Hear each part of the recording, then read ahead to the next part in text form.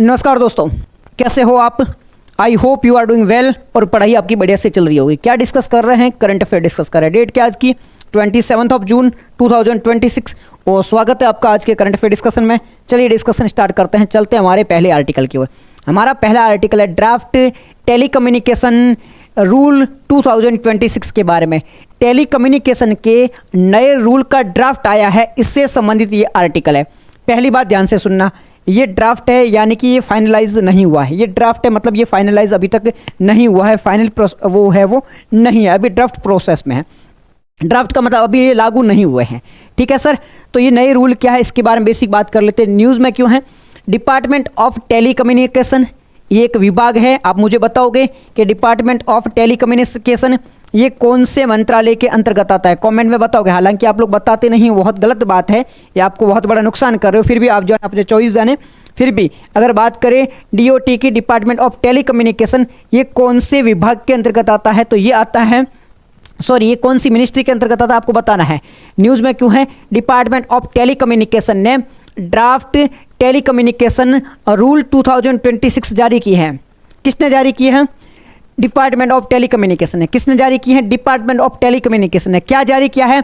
Department of telecommunication ने draft telecommunication नियम, यानी कि एक विभाग है, उस विभाग का नाम है डिपार्टमेंट ऑफ टेलीकम्युनिकेशन।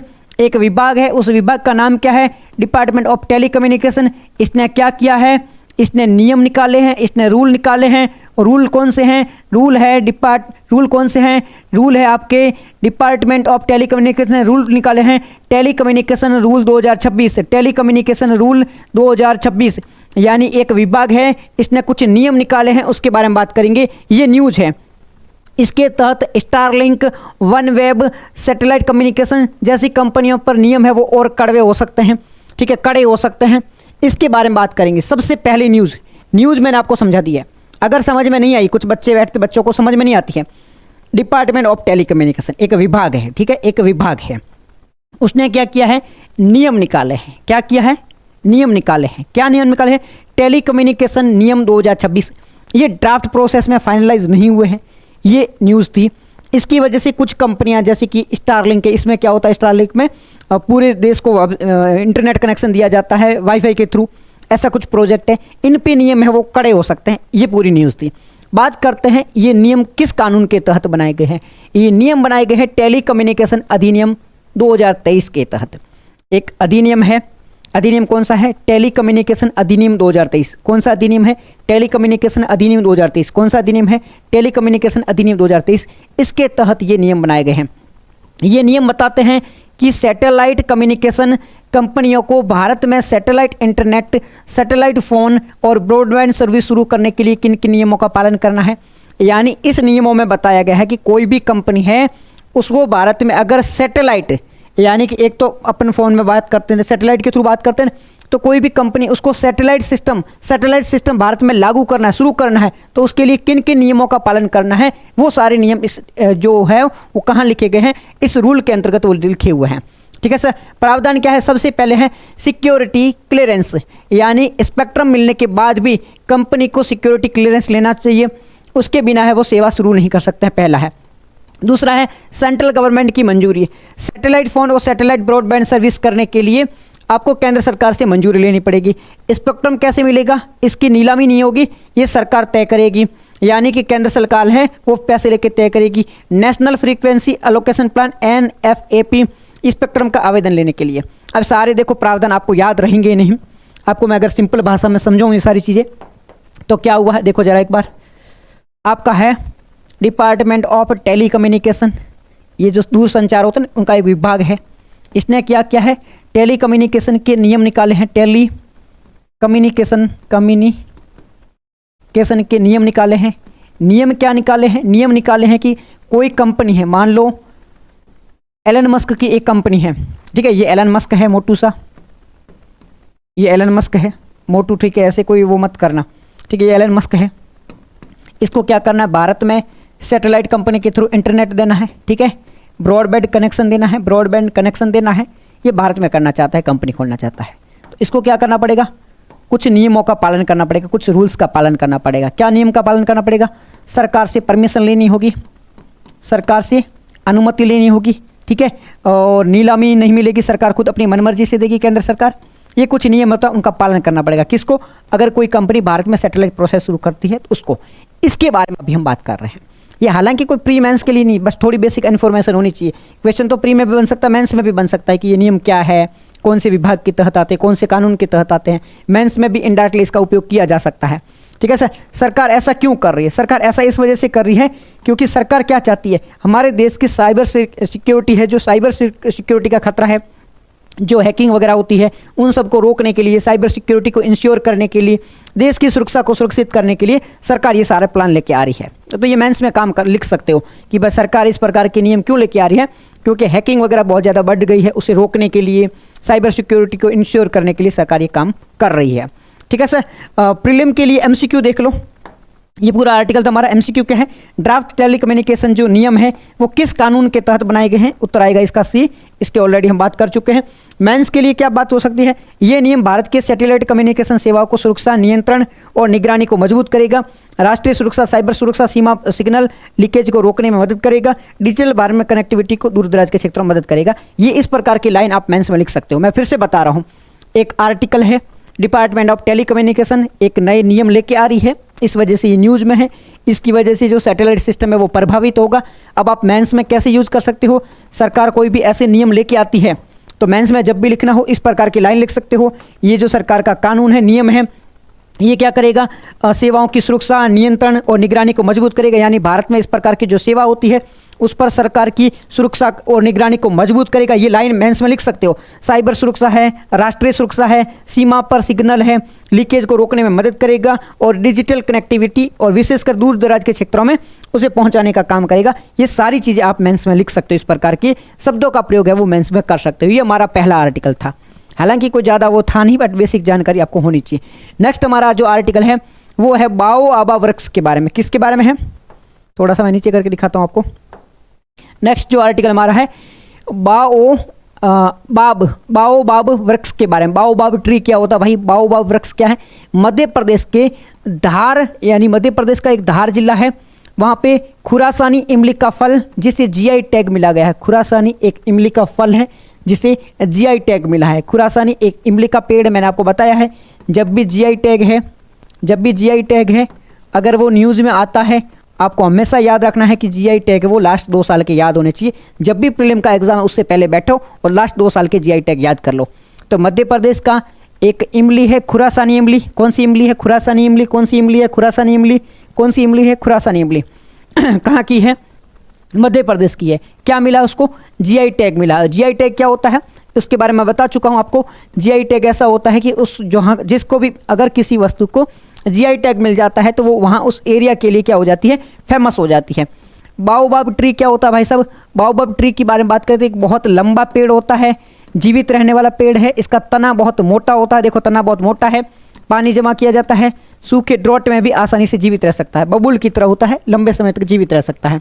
इसे अप साइड डाउन ट्री भी कहते हैं। इसकी शाखाएं बिना पत्तों के ऐसे दिखती है जैसे पेड़ पर जड़े, इस प्रकार के पत्ते नहीं होते, इस पर इस प्रकार की होती है, जैसे जड़ें नहीं होती है, जड़ों की तरह होती है, इसलिए इसे क्या कहा जाता है? अप साइड डाउन ट्री भी कहा जाता है। इसे अप साइड डाउन ट्री भी कहा जाता है। ये जानकारी याद रखना। नेक्स्ट, ये कहाँ के हैं? ये यहाँ के नेटिव है। नेटिव मतलब अफ्रीका के नेटिव है। कहाँ के नेटिव? नेटिव का मतलब होता है मूल, ओरिजिन कहाँ का है? तो अफ्रीका की नेटिव है, अफ्रीका की ये ओरिजिन है इनका। विशेषता क्या है? तन्ना बहुत मोटा होता है इनका। ये देखो तन्ना बहुत मोटा है, सूखा सहन करने की क्षमता होती है, लंबे समय तक ये जीवित रहते हैं, मरते नहीं जल्दी से। बाओबाब फल कैसे होता है? खुरासानी इमली, ये जो है ना खुरासानी इमली, ये फल होता है जिसमें विटामिन सी होता है और ऑक्सीडेंट की प्रचुर मात्रा होती है। पारंपरिक चिकित्सा में इसका यूज़ किया जाता है और कई जगह इसका उपयोग है वो होता है। की स्टोन की बात करें, की स्टोन स्पीसीज, यहाँ पे एक वर्ड लिखा है की स्टोन स्पीसीज। क्या वर्ड लिखा है? यहाँ पे वर्ड लिखा है की स्टोन स्पीसीज। की स्टोन स्पीसीज क्या होता है? की स्टोन का मतलब होता है वो वहाँ की चाबी है, अगर वो नहीं है तो ताला खुलेगा ही नहीं, अगर वो मर गई तो उसके साथ साथ सब मर जाएगा। तो की स्टोन का मतलब होता है वह प्रजाति जो अपने पूरे इकोसिस्टम को क्या करती है? संख्या में बहुत अधिक तुलना में प्रभावित करती है। यदि ऐसी प्रजाति समाप्त हो जाए तो पूरा इकोसिस्टम खत्म हो जाएगा। यानी कि ये जो प्रजाति है की स्टोन है, नाम क्या है? बाओबाब। बाओबाब है वो क्या है? की स्टोन प्रजाति। अगर ये मर गई तो हाथी मर जाएगा, ये मर जाएगी, ये मर जाएगा, ये मर जाएगी। उसका रोल बहुत बड़ा है, उसका रोल, उसका मतलब जो है ना, आज के टाइम में अगर खाना नहीं मिलेगा, खाना हमारे लिए क्या है, की स्टोन है, हम मर जाएंगे। उसी प्रकार से ये आपका जो बाओबाब है वो क्या है, की स्टोन है। तो जहाँ पर भी की स्टोन वर्ड देखते हो उसका मतलब है वो बहुत ही ज़्यादा महत्वपूर्ण है उसके इकोसिस्टम के लिए। भारत में कहाँ पर मिलता है, मध्य प्रदेश, महाराष्ट्र, कर्नाटक और गुजरात में ये पाया जाता है। ठीक है, ये पूरा प्रीलिम के लिए काम का, एक एक इसकी लाइन है वो प्रीलिम के लिए काम की है। सबसे पहले बाओबाब ट्री न्यूज़ में क्यों है, क्योंकि इसका एक फल है जिसे खुरासानी इमली कहते हैं। इसका फल है खुरासानी इमली, ये आपका खुरासानी इमली है, ये याद रखना जब भी एग्जाम में बैठो। इस प्रकार अंगूर जैसा, अंगूर नहीं, अंदर से संतरे जैसा है, इसे खुरासानी इमली कहा जाता है। उसे जीआई टैग मिला है, इस वजह से न्यूज़ में है। बाओबाब ट्री के बारे में बात करें तो मोटा तन्ना होता है, देखो तन्ना मोटा है, ऊपर से देखो जड़ें ऐसी होती है, ये जो पत्तियां नहीं होती इस प्रकार की इसकी डालियाँ होती है, और सूखे में भी ये जिंदा रह सकता है। ठीक है, अफ्रीका का है, मूल रूप से कहाँ का, अफ्रीका का है। अभी हमें भारत में भी मध्य प्रदेश, महाराष्ट्र, कर्नाटक, गुजरात में देखने को मिल जाता है ये। ठीक है सर, ये एक की स्टोन प्रजाति, ये भी जानकारी याद रखना। तो बहुत अच्छा आर्टिकल था ये वाला, बहुत शानदार आर्टिकल था, यहाँ पर ये देखने को मिल जाता है। नेक्स्ट आर्टिकल की ओर चलते हैं। नेक्स्ट आर्टिकल हमारा है निर्भय चेतना के बारे में। क्या है भाई निर्भय चेतना?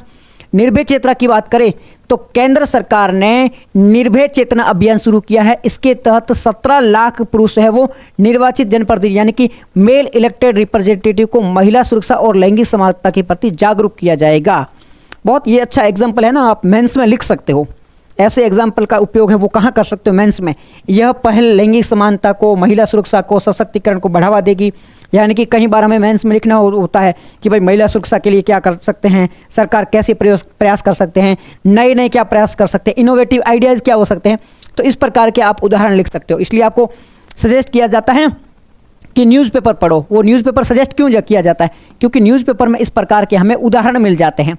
तो आप सजेस्ट कर सकते हो कि भाई सरकार ने एक प्रयास किया है जहाँ पर जो चुने हुए प्रतिनिधि होते हैं, जनप्रतिनिधि होते हैं, उनको महिला सुरक्षा के प्रति, हालांकि ये लोग तो महिला सुरक्षा के प्रति क्या ही काम करेंगे, ये खुद ही भक्षक है तो रक्षक कैसे बनेंगे। हालांकि मैं सबको नहीं कह रहा हूँ, लेकिन कुछ लोग तो है ही ना। तो ये महिला सुरक्षा को बढ़ावा दे सकते हैं, लैंगिक समानता को बढ़ावा दे सकते हैं। तो इस वजह से ये निर्भय चेतना है वो प्रोग्राम शुरू किया गया है। तो निर्भय चेतना है वो एग्जाम्पल में मेंस में लिख सकते हो कि इस प्रकार का प्रयास हमें करना चाहिए बड़े स्तर पर। तो निर्भय चेतना क्या है?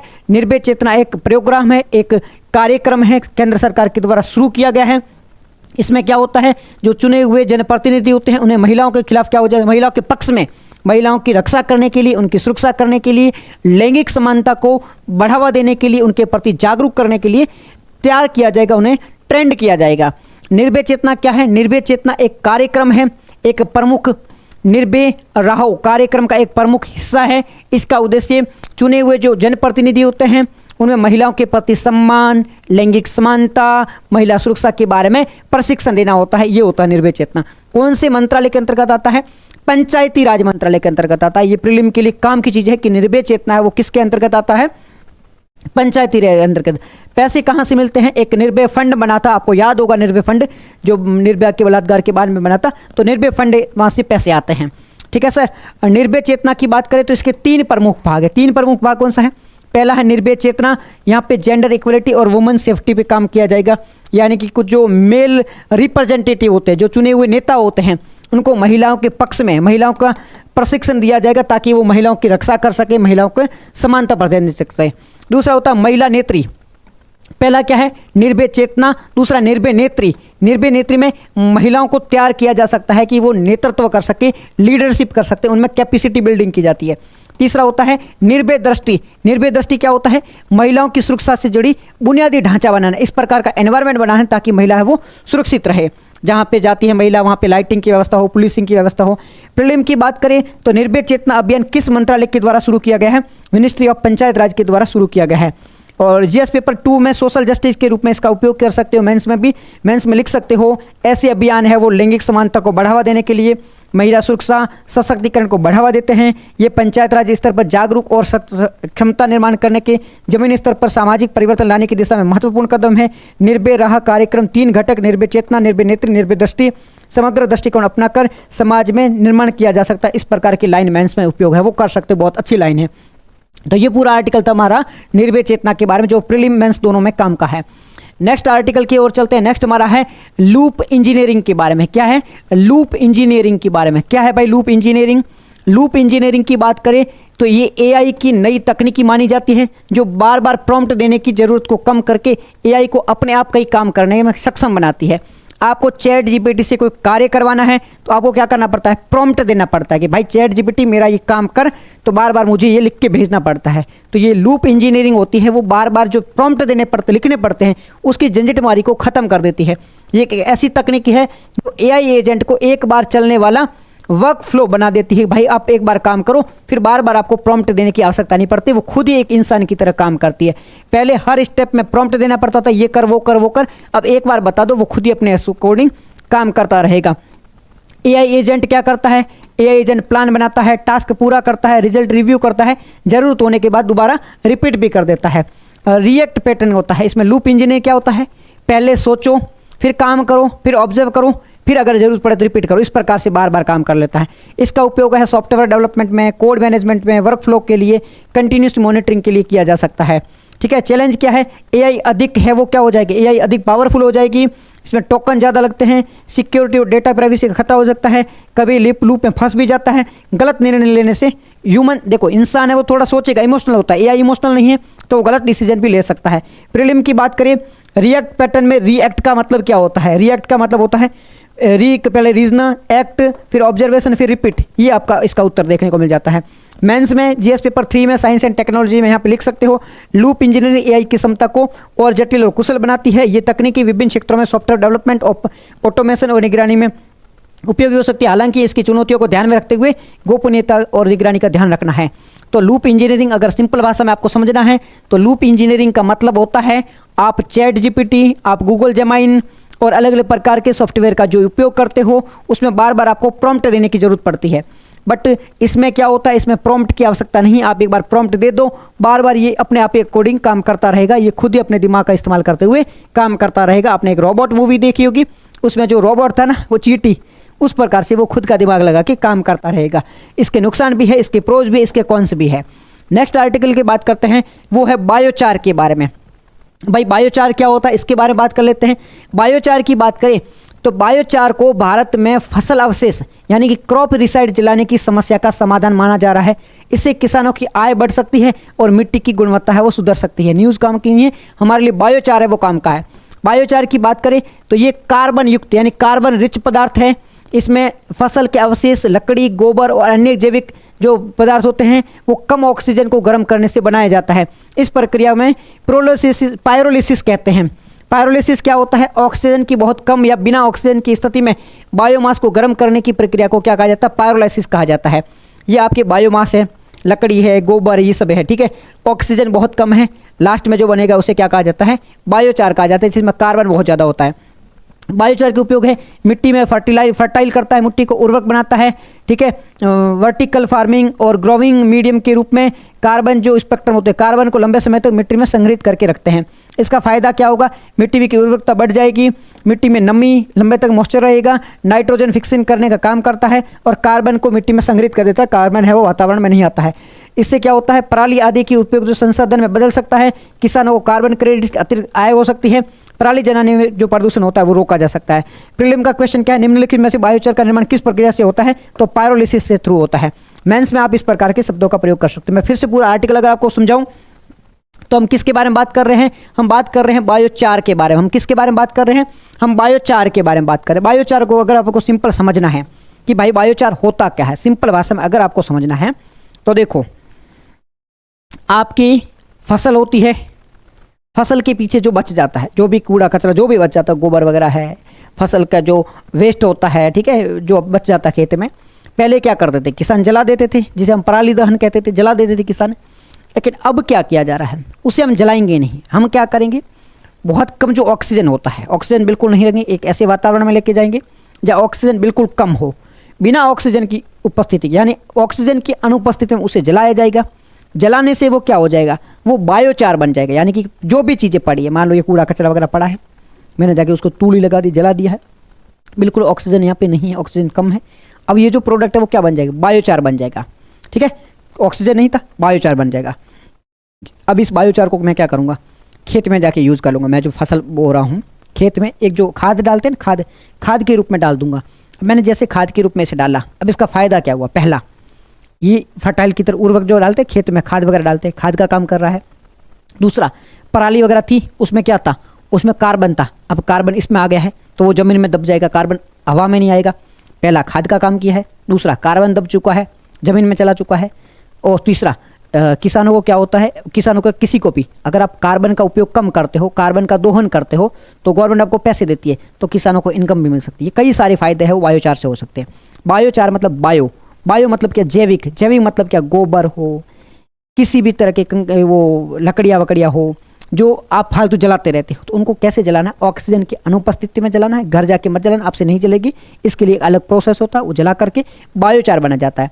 इसका एक फ़ायदा होगा कि जो पंजाब हरियाणा में पराली का दहन होता था वो कम हो जाएगा, इसका बायोचार में उपयोग किया जाएगा। ये चीज़ें आप देख सकते हो, इसके फायदे मैंसपुरी में दोनों चीज़ देख चुके हैं।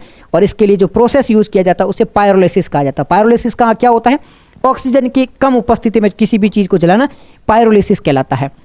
नेक्स्ट हमारा आर्टिकल है deuterated compounds and prototype sodium cell के बारे में। अभी क्या होता है deuterated compounds and prototype sodium cell के बारे में, इसके बारे में बात करें तो यहाँ पे क्या हुआ है, डिओरेटेड क्या है, department of atomic energy, department of atomic energy and deuterated compound production plant के का उद्घाटन किया गया है, जिसमें चॉइस, ये ठीक है न्यूज़ हमारे लिए काम की नहीं है, हमारे लिए काम का क्या है, डिओरेटेड कंपाउंड क्या होता है, ये है क्या, यह एक रासायनिक यौगिक कंपाउंड एक समूह है, रासायनिक यौगिक होते हैं जिनमें हाइड्रोजन प्रोटीन की जगह डिओ क्या होता है, डिटेरियम होता है।